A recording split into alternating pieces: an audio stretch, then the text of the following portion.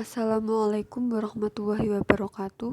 Kepada yang terhormat Bapak Fahru Rozi MAG selaku dosen matkul Filsafat Manajemen Pendidikan Islam, kami dari kelompok 7 akan mempresentasikan hasil makalah kami yang berjudul Model-model hubungan antar ilmu agama dengan ilmu lainnya. Perkenalkan, kelompok kami 1 Hidayatul Afidah NIM 2303650 sebagai moderator.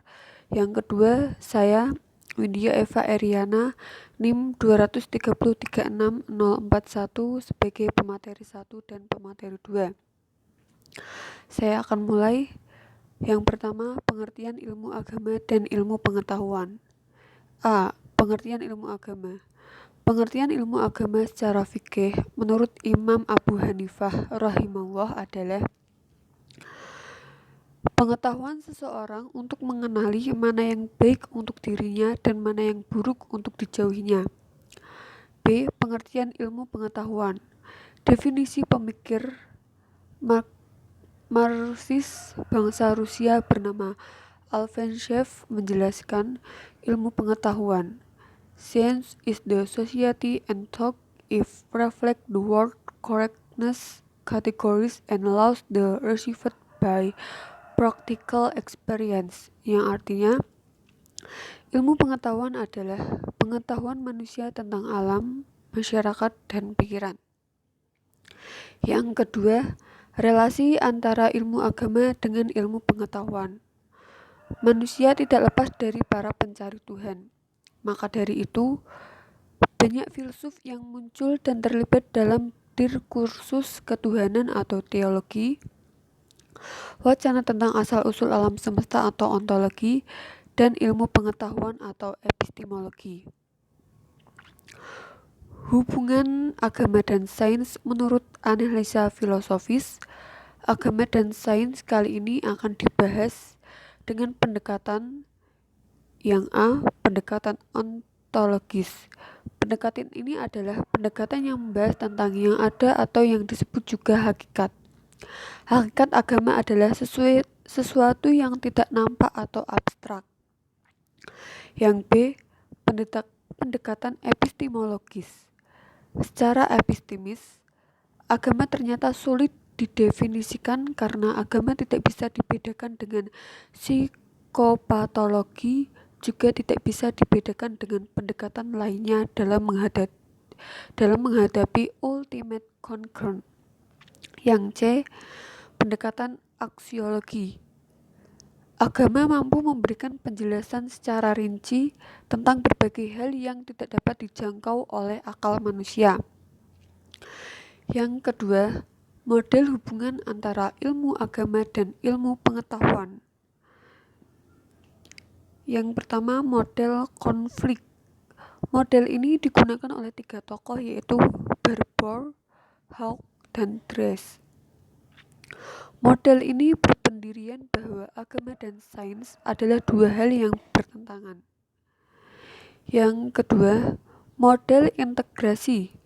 Model ini dipandang paling ideal karena model ini berusaha mencari titik temu pada masalah-masalah yang dianggap bertentangan antara keduanya. Yang ketiga, model independen. Model ini berpendirian bahwa agama dan sains memiliki persoalan wilayah dan metode yang berbeda dan memiliki kebenaran sendiri, sehingga tidak perlu ada hubungan. Yang keempat, model dialog atau kontak. Model ini bermaksud mencari persamaan atau perbandingan secara metodis dan konseptual antara agama dan sains, sehingga ditemukan persamaan dan perbedaan di antara keduanya. Yang selanjutnya, integritas dan interkoneksi antara ilmu agama dengan ilmu pengetahuan.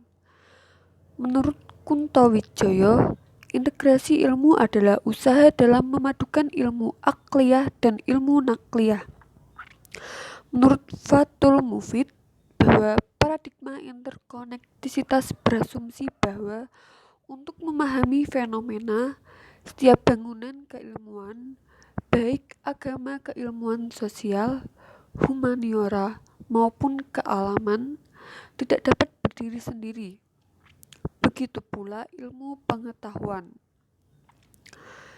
Perbedaan pendekatan integrasi dan islamisasi ilmu Islam dalam hal hubungan, integritas dan interkoneksi lebih menghargai ilmu umum karena telah berbasis epistemologi, ontologi, dan aksiologi.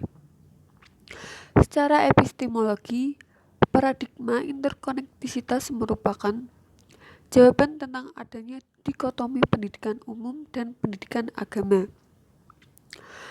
Paradigma interkonektisitas menawarkan pandangan dunia manusia beragama dan ilmuwan yang baru yang lebih terbuka.